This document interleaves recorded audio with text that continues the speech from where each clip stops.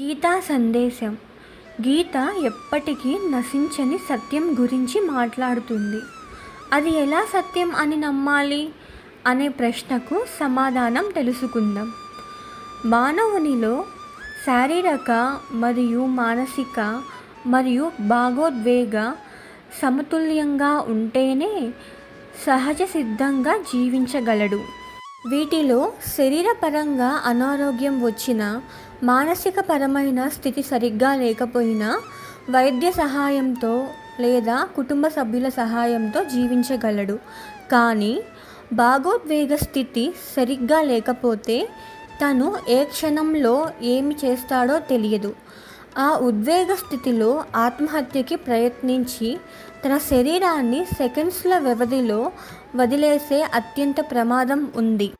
కనుక మన శరీరానికి మూలం అయిన ఇలాంటి భావోద్వేగ స్థితిని నీవు ఎలా బ్యాలెన్స్ చేయాలి అనే విషయాల గురించి వివరణ ఇస్తుంది భగవద్గీత. కానీ ఇది సత్యం ఎలా అవుతుంది అనేది కదా మీ ప్రశ్న. ఎలాగో ఇప్పుడు చూద్దాం. ఫిజికల్గా మనం ఎదుటి వ్యక్తితో భాష రూపంలో కమ్యూనికేట్ చేస్తాము. ఈ భాష నీ రాష్ట్రం వరకే. వేరే రాష్ట్రం వెళ్ళినప్పుడు అది పనిచేయదు. అనగా భాష అనేది భౌతికంగా తాత్కాలికం అయినది. మానసికంగా నీ యొక్క పరిధిలో నీతో నువ్వు కమ్యూనికేట్ చేయడం చాలా సులభం. మిగతా వాళ్ళతో కమ్యూనికేట్ చేయడం కష్టం కనుక ఇది కూడా తాత్కాలికమే. నీ భావనలు లేదా నీ భావోద్వేగాలు నీవు ఎక్కడికి వెళ్ళినా, దేశం దాటినా చాలా చక్కగా కమ్యూనికేట్ చేయగలవు. ఈ భావోద్వేగాలు ప్రపంచమంతటా ఒకే విధంగా ఉంటాయి. అనగా ఈ భావోద్వేగాలని యూనివర్సల్ లాంగ్వేజ్ అంటాం. ఉదాహరణకు, నీవు ఏ దేశం వెళ్ళినా నీకు సంతోషం కలిగితే నీ భావన చిరునవ్వు రూపంలో వస్తుంది.